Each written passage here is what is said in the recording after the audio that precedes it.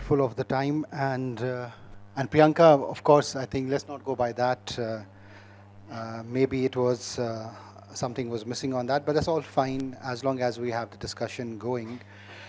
So our topic is maintaining HR records, blockchain technology, and virtual reality in employee training. As we know, HR is no longer just a record-keeping function. It has become more tech-savvy over the years. And the reason was that the old systems were not efficient, they were not real-time. It was posing, it had its own limitations to say. But I think tech has interfered with all aspects of our life, and so is HR. And then the blockchain came in and revolutionized the HR function as far as HR records is concerned. So we have a panel of experts who will talk about how that tech enabler has really changed the way HR records are maintained and how it is efficient. They have their own individual examples. I know Priyanka is in a hurry, but we'll complete on time. So let me start with you, Priyanka. If we look at blockchain, and later on we'll come to the AR, VR function of how HR is engaging with those technologies.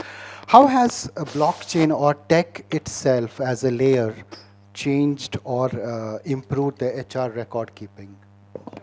Thank you for the question. I'm glad you said, the technology is an enabler, right? And therefore, let's look at blockchain for one of them. Now, what is the purpose of blockchain? Let's say you're wearing this beautiful kurta, purple kurta, cotton kurta, and I want to go back to the yarn that has produced it. I want to find out what percentage is actually cotton, what percentage is somewhere else, which farm does it come from, etc., etc. I can trace it back from the kurta to the farm, right? That's the purpose of blockchain, that the data is not limited to just one person. You have that entire chain of data available, right? So that's the purpose of blockchain. Let's come back to HR. Where do we need it?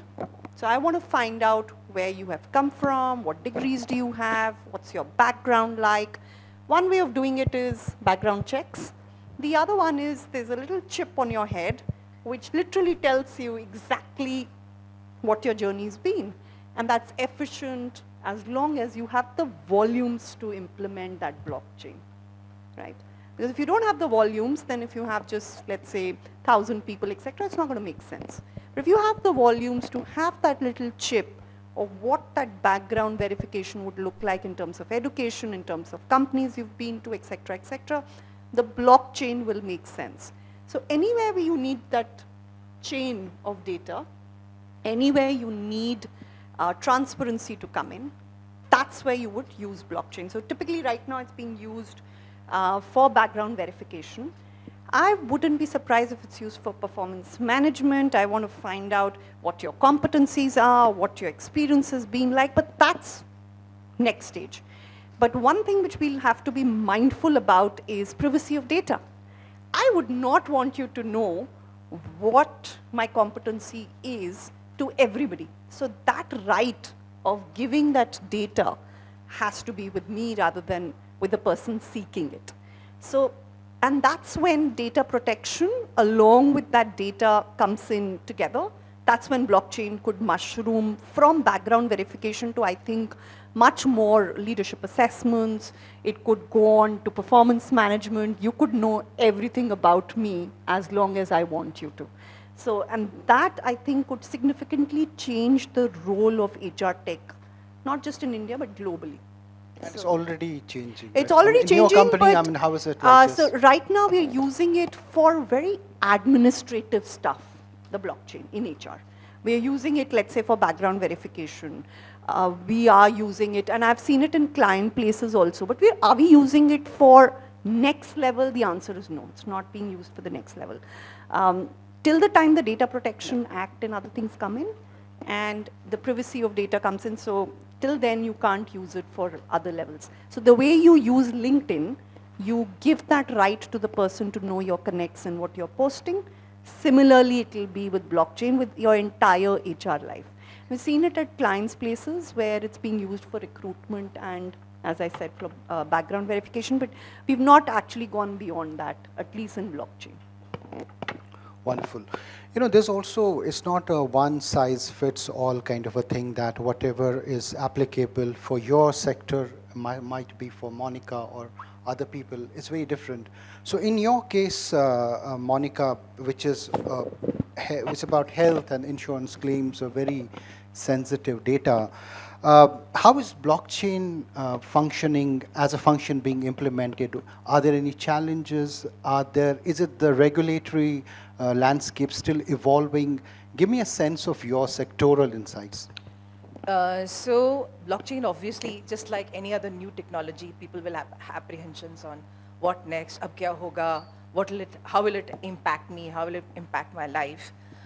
So I belong to a sports nutrition company, and we have a lot of customer data, we have a lot of supply chain issues, supply chain matters to be handled, manufacturing, HR record keeping, of course, there. Right. Why I'm still dabbling with the thought of introducing it into my organization. I'm still struggling getting it, accepted like any other change. But the fact is that there are a few areas where it can help. Right. One, of course, is the background verification, like she said just now before me. It's going to be very easy. It's going to be very cost effective. The data is going to be available at the click of a button. You don't have to wait for a typical background verification agency with its TAT to come back and give you the reports. The problem areas will lie where a lot of the information is available out there in the public domain, and therefore data privacy and info security issues is something we need to be cognizant of. So our employees will, now the Lex, like she said, you can use it in performance appraisal also, but then that means that a lot of the personal data, which is very specific to a particular role in a particular organization, is there on the public domain for others to see. Now when you're doing performance appraisals, there are a lot of nuances which are there. The kind of environment you were working in at that point in time, your family situation, the training that you got, the enablement that you got, the kind of work environment that you got, and how you performed at that stage of life. Does it necessarily mean you're good or bad for the next role you're applying for? And that data is also available in the public domain. How is the other organization going to interpret it? Thirdly, as a person, do I really want my performance appraisal data to be freely available to anybody and everybody? Right? Personal data, right now people are, like the KYC. People are wary of KYC also. You know, that pata nahi kahan pe so many documents are getting tracked. Why are you taking it? So much of my personal information is getting on the public domain. There are a lot of issues which need to be addressed before we can think of implementing it on a larger scale. And of course, the scalability issues are there with blockchain. There are scalability issues. There are issues with respect to the cost. The same technology that I'm using, I'm trying to impose it on some other person also. Is it the same technology that is speaking to that? Those blockchain issues will have to be also overcome. I think scalability has been a common theme in these answers, and very surprising that India, being so tech savvy, and we have the low cost tech, but still, I think it's still at the nascent stage as far as the scalability is concerned. Anahatt, want to bring you in this conversation. Is there any kind of a resistance overall when you talk of implementing blockchain and AR, VR? What has been are we ready for that in terms of mindset and the organization culture as well? Have we evolved to that stage so far? Yeah, good afternoon, everyone. I think very valid question because I come from insurance sector. So insurance, as you know, is a very regulated, fast evolving landscape. Obviously, like other industries, we'll also need talent which is up to date, skills which are absolutely up to date, skills which are evolving as fast as the industry demands are evolving or the landscapes are evolving. So you will need a very strong tech advancements in line with the requirements of the organization, and as you are growing, or the dynamics of the organizations are evolving. Having said that, you're very right. Whenever you bring in a new intervention or a new design in the organization, there are bound to be certain challenges that will be coming along the way. And there will be certain mindset, challenges that you will face, certain cultural changes you will have to drive very fast. But at the same time, I think you also have to do multiple analysis around what works and what will not work, what is the need of the hour for you to implement certain interventions. Like Priyanka mentioned, volume or the size of your organization is also very important to consider certain transformations that you want to bring. Because I think a very strong CBA or a cost benefit analysis will be important for us to evaluate what to pick up, what is the need of the hour, what to pick up, and what to possibly defer for a certain period of time. To be able to effectively manage or launch such tech advancements or digital transformations, cost one will come as a challenge. Second challenge that organizations may face is, the digital adoption or your internal constraints with technology, systems talking to each other. How well are people picking up? I think what will help there is, because I always feel that there is never an there's nothing, you can't overdo the right communication.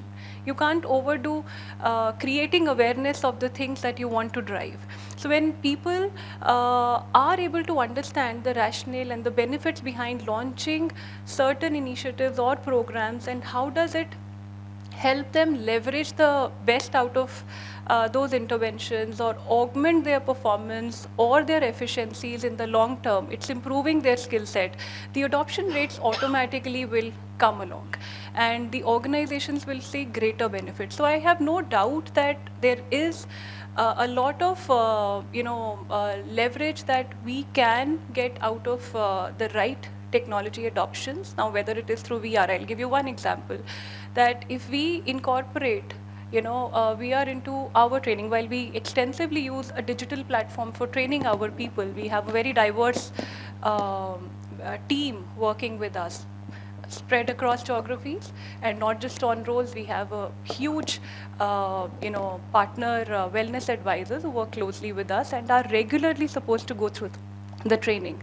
And for the team, if we are able to leverage VR training programs to get, the need-based or scenario-based trainings, that helps us a lot in making the new joinees settle down faster. They're able to experience the real-time on-the-job trainings. They can get the best out of how to, the selling skills can be done in a very virtual manner. The claim efficiencies, how to go through the claims, the risk assessments, etc., etc. I think the benefits are immense. At the same time, it is very important for the organization to gauge what is it that they would like to pick up immediately, and maybe run pilots, get the best out of the implemented technologies, and then look at expanding or moving on further.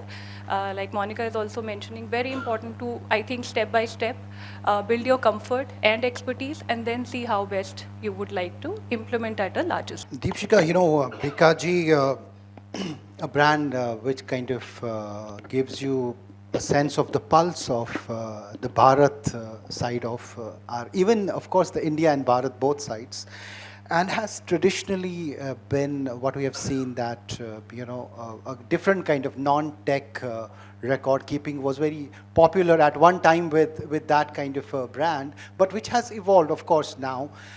How has that adoption, that shift been for a traditional brand that has been there, implementing a certain traditional approach to record keeping, and now to tech? Was it easy for the brand? How much of the old world is still there in the brand, or have you done away with that? Good afternoon, everyone. Thank you for the question.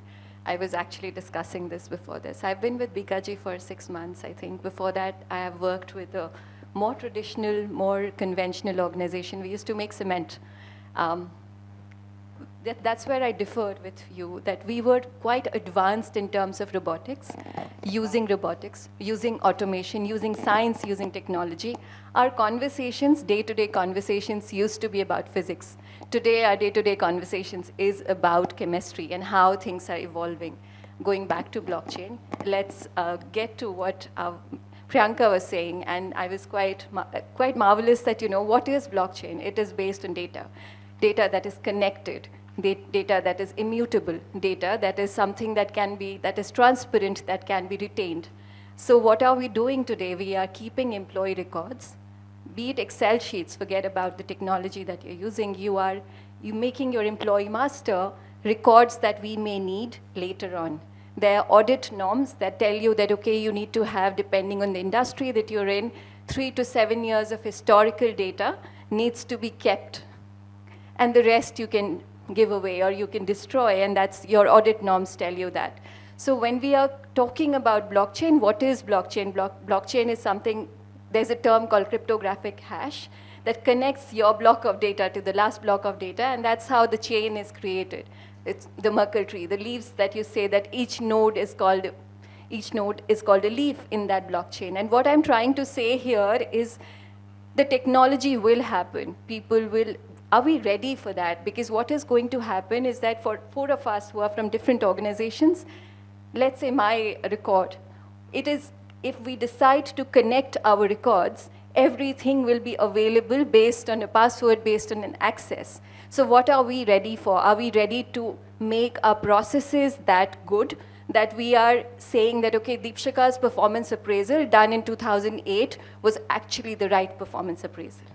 That's the first thing. Are we ready for that kind of radical transparency?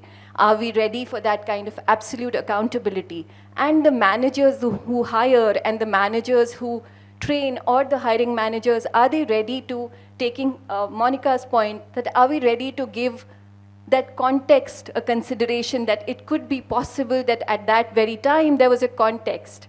Are we ready to let go of failures? Are we ready to understand, evaluate? And that's the point. So yes, to the point to your question, Bikaji or any other industry, today while I'm doing this, I'm in the process of implementing HR tech. I'm a very tech person. I remember in my MBA classes, people used to say, why do you get so excited about HRIS? So boring. It's the IT person's job. And I was like, no, it's my job. I need to understand this. So yeah, I'm implementing it, and the management is very passionate about technology. So yes, we are ready and we are adopting it. And scale is not a problem, right? No, not at all. Yeah. All right. Okay. Allow me just one point that I just wanted to add to what you said. You said it very beautifully. That IT definitely needs a business case, right? Any IT, whether it be blockchain, VR, etc. So it needs a business case. Why? Then the adoption is very, very rapid. Look at the way we use WhatsApp, a simple technology, no training, nothing, but it's used so widely because people were aware of the business case of it, right? So first is strategy for sure. The second that you said was around the process. Are we ready with the processes around it? Because you could have a big disruption if the process itself is not ready. Third is, of course, people, because you need the training and other things. Fourth, which we forget, is the governance around the data.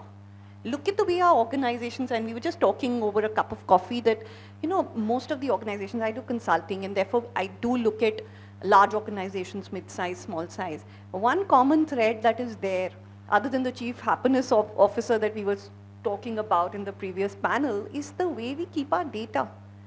Finance and CRM, have fabulous data, and I've been across there, and I don't mind saying it on a panel here, that the way HR keeps its data is absolutely abysmal, if I can say that. And with all the respect to all the HR heads and everybody sitting here in the room, the data that we are keeping, even for employee records, is not adequate enough. So for any technology to come in, the first thing that you would require data. Look at the way, even ERP is implemented. You take 1.5 months to just get the data in today's world and age. When we talk about let's go live in a week or 2 weeks time, you're still taking a month and a half to give the data itself. So I think whether we talk about any technology, whether it's the blockchain, or whether it's just simple ERP implementation or it's HR analytics, I think we have a way to go in as far as the governance and the data is concerned. So I just wanted to make that quick point in terms of On that technology. note, let me ask you a brief additional question related to it, since you advise a diverse set of organizations.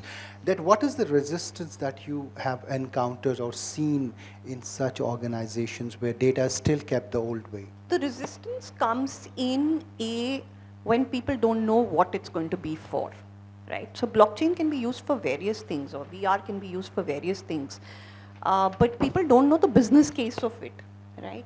And a lot of times organizations talk about what is there for the organization, what are the benefits, but you've not touched what's in it for me, right? So one has to go down to each individual role, at least if you think it's critical, and bring out what's in it for them.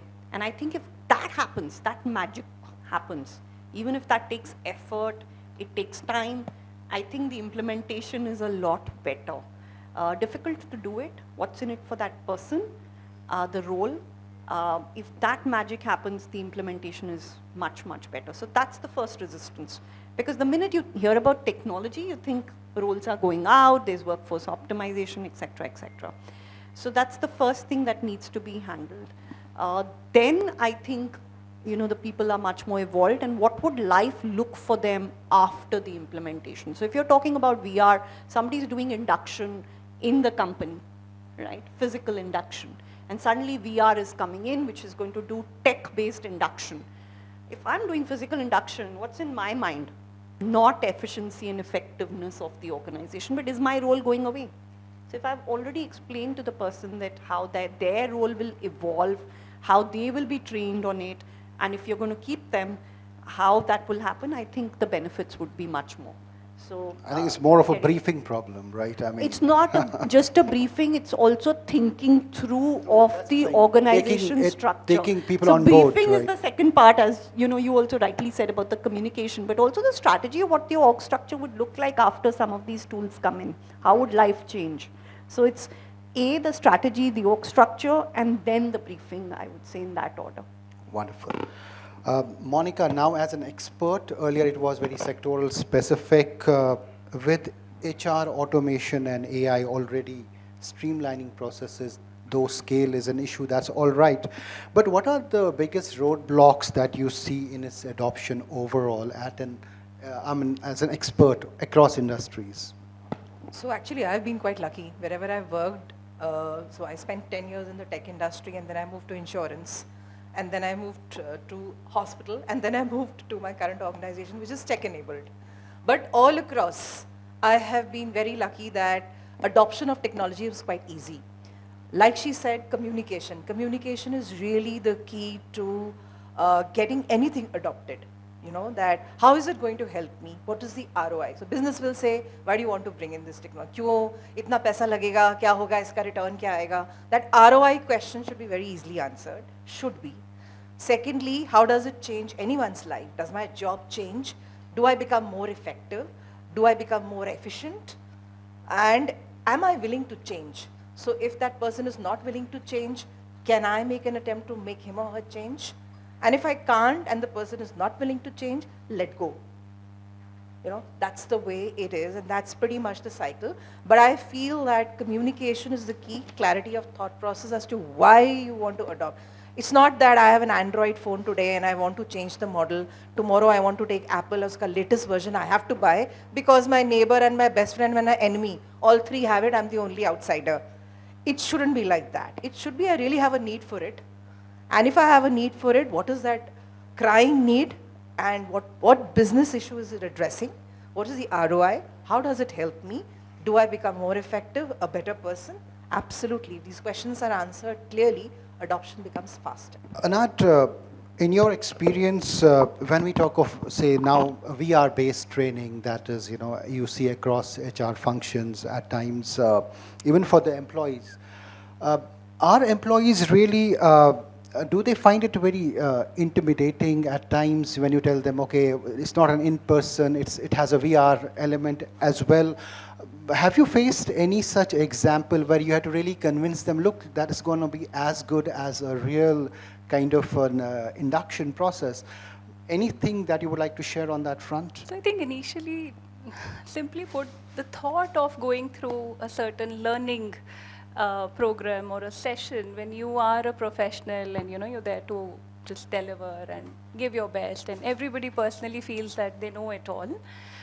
Getting into a learning session has always been a challenge. Even when facilities or other digital transformations were not there. So bringing people to a classroom was, I think, a bigger challenge. But now with VR, you get a lot of flexibility because you're able to make it much more interesting, much more engaging. You can. And you feel, we know that, VR-enabled training programs are much more immersive in nature. And the younger population, as it is, I feel personally, more technologically advanced, and they're more interested in, I'd say, interesting technology. The adoption would be higher when they get to know what is the learning and experience and the benefit they get out of it. So very important, again, that your content is very strong, your execution is even stronger. So the participants, they're able to go through it in a manner that they come back having enjoyed it as much as they are, gaining from it.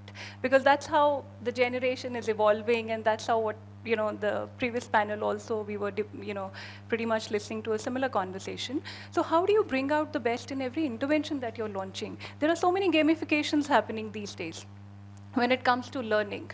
So you make it more and more interesting for people because you see the other tangible benefits out of it. Otherwise, it's so difficult for the organizations to be able to schedule an in-person training session or a digital training session, but not purely a VR kind of a training session. Digital, where you don't know what was the engagement levels of the person, what is the kind of outcomes, how do you measure the success of the training programs. But here you get a much more real-time experience as if you're sitting in a live, collaborative, participative classroom. You get to face real life scenarios. You're able to have a much more interactive. You don't feel that there is so much of gap between each one of you.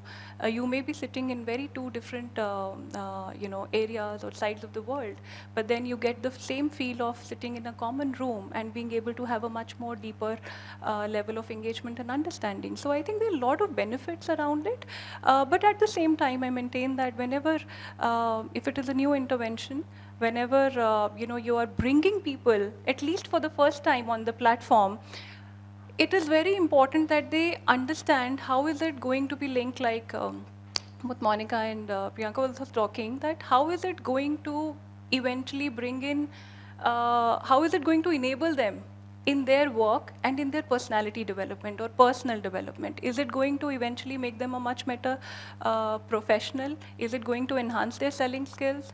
Is it going to enhance the kind of customer experience they can bring out? Is their efficiencies going to be much better? Is it going to bring that tangible, incremental, improvement in their performance? Are they going to see some scorecard improvements? And I think certain things also evolve over a period of time. They will go through one program, either interest will build up or they will see the benefit coming out of it.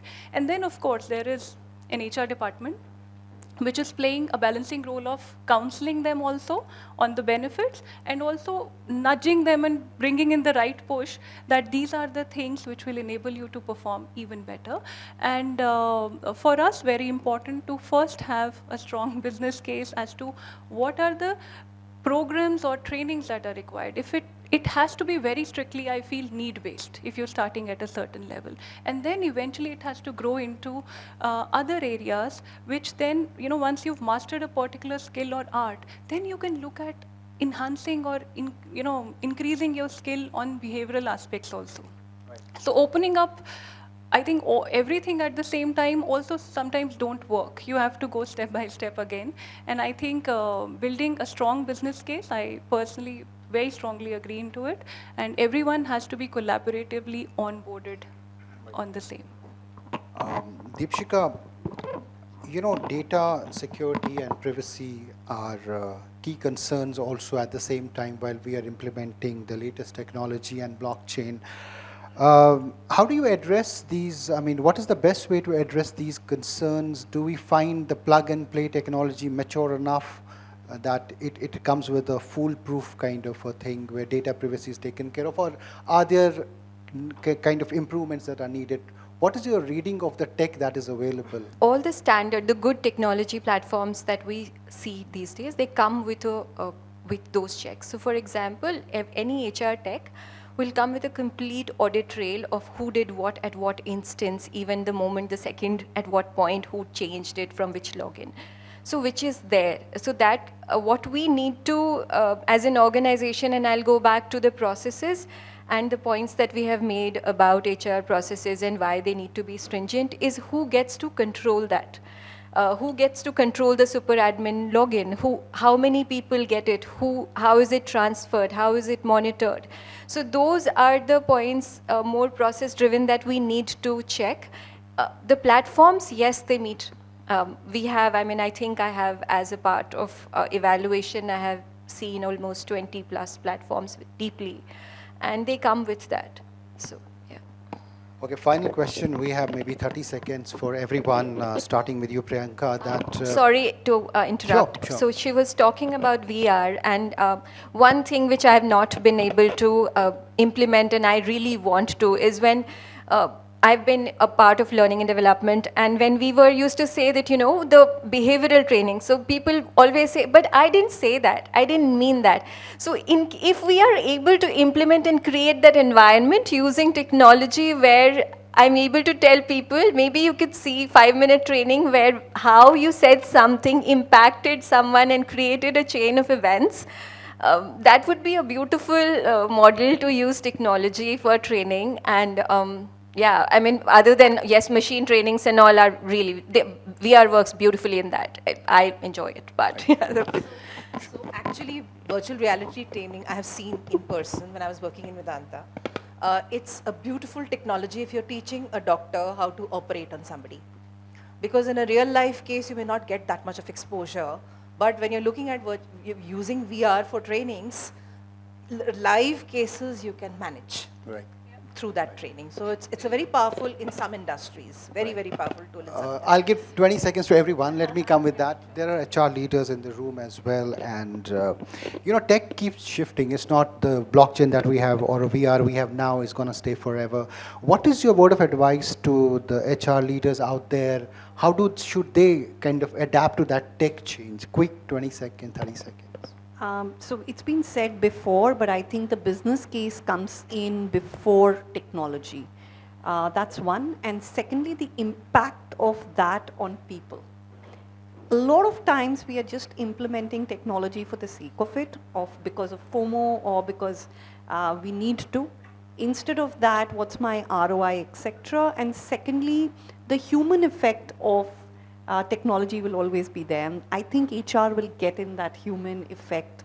Even if you have VR, for example, you're doing simulation on safety, you're doing everything as far as training is concerned, you'll still have to have that human effect in terms of, are my people actually looking at it? How do you make sure that everybody's actually gone through it, and what's the impact of that training on the person itself?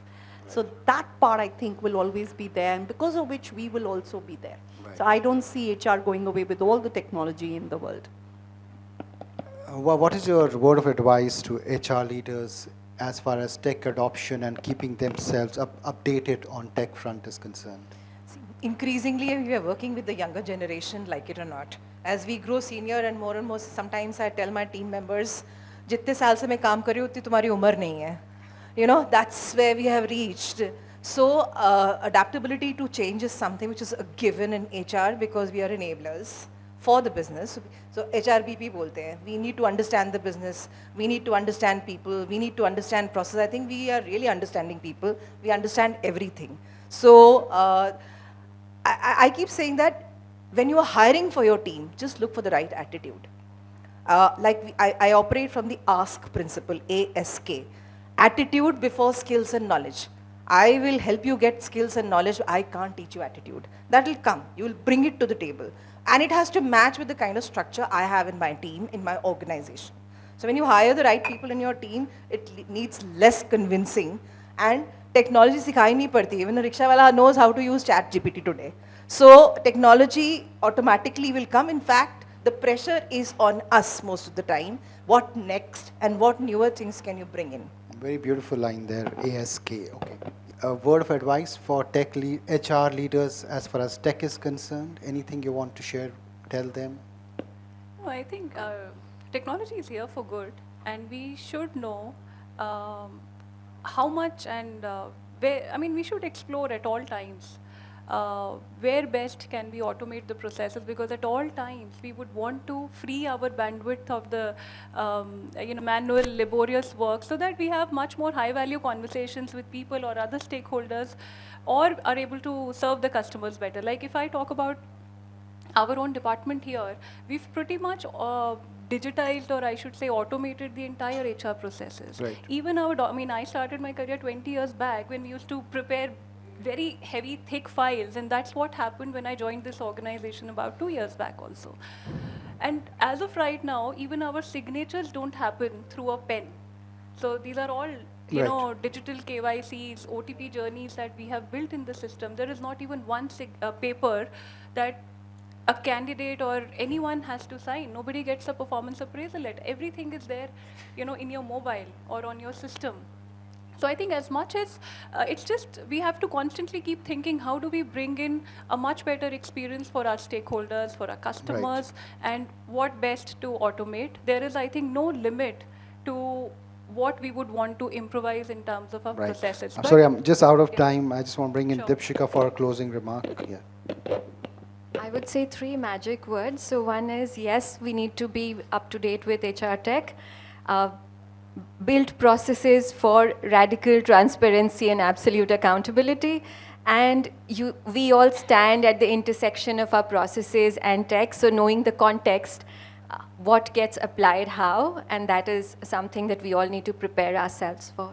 So thank you So much. And that brings us to the close of this panel. I want to thank all of you, each one of you, for joining and sharing your viewpoints. And I know there were a lot of takeaways.